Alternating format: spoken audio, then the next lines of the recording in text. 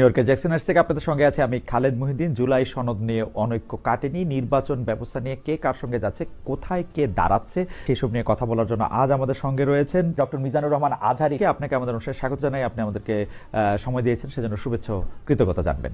নাহমাদুহু ওয়া নুসাল্লি আলা রাসূলিহিল কারীম, আম্মা বা'দু, ফাআউযু বিল্লাহি মিনাশ শাইতানির রাজীম, বিসমিল্লাহির রহমানির রহিম।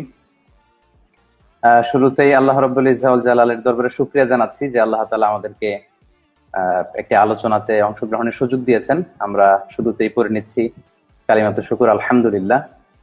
এবং যে যেখান থেকে আজকের প্রোগ্রামটি দেখছেন শুনছেন, সবাইকে আন্তরিক শুভেচ্ছা এবং মোবারকবাদ। আহলান ওয়া সাহলান ওয়া মারহাবান বিকুম ফি হাদাল লিকা আত-তাইয়িব ওয়াল মুবারাক।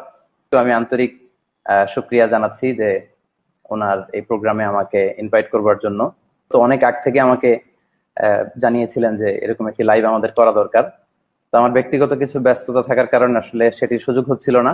মানে আমারও খুব ইচ্ছা ছিল যে ভাইয়ের সাথে একটি প্রোগ্রামে জয়েন করব, কিছু কথা শেয়ার করব, পরে ব্যাটে বলে হচ্ছিল না এবং দেরি করে হলেও আলহামদুলিল্লাহ আমরা একসাথে এসেছি এবং লাইভে বসেছি। আলহামদুলিল্লাহ, আল্লাহর মেহেরবানি। আমাদের সাথে আরও থাকছে জনাব মোহাম্মদ তারেক রহমান। জনাব মোহাম্মদ তারেক রহমান, আপনাকে আমাদের অনুষ্ঠানে স্বাগত জানাই। আপনি আমাদের সাথে যুক্ত হয়েছেন, সেজন্য শুভেচ্ছা ও কৃতজ্ঞতা। আমি প্রথমেই জনাব তারেক রহমান আপনার কাছে একটু আসতে চাই। আপনি সম্প্রতি বিবিসি বাংলাকে বলেছেন, জুলাই আন্দোলনের স্পিরিট মানে রাষ্ট্র সংস্কারের আকাঙ্ক্ষা, মানুষের ভোটাধিকার নিশ্চিত করার প্রতিজ্ঞা। সেই থেকে সরে গিয়ে কেউ কেউ কি রাজনৈতিক ফায়দার দিকেই বেশি নজর দিচ্ছেন? এর মধ্যেও কি এক ধরনের পক্ষপাতিত্ব বা নিজ দলের পক্ষে ঝোল টানার আগ্রহী বেশি দেখা যাচ্ছে? আমরা পিক এন্ড চুজ ফর্মুলাটাও কি আমরা দেখতে পাচ্ছি, যখন যাকে পছন্দ তখন তার সঙ্গে থাকা? বিসমিল্লাহির রহমানির রহিম। এই অনুষ্ঠানের সম্মানিত সভাপতি সহ আমার সামনে উপস্থিত আলোচক বৃন্দ এবং ছাত্র দলের প্রিয় ভাই ও বোনেরা, আসসালামু আলাইকুম।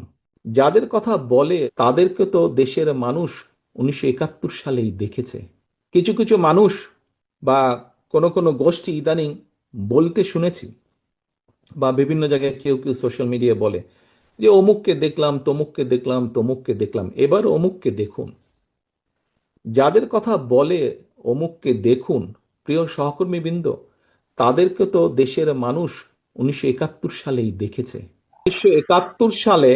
1971 সালে তারা তাদের নিজেদের স্বার্থ রক্ষার্থে কিভাবে লক্ষ লক্ষ মানুষকে হত্যা করেছে, ঠিক যেভাবে পতিত স্বৈরাচার পালিয়ে যাওয়ার আগে হাজারো হাজারো মানুষকে হত্যা করেছিল ক্ষমতা ধরে রাখার জন্য। এই যাদেরকে কেউ কেউ বলে যে একবার দেখুন না এদেরকে, তাদের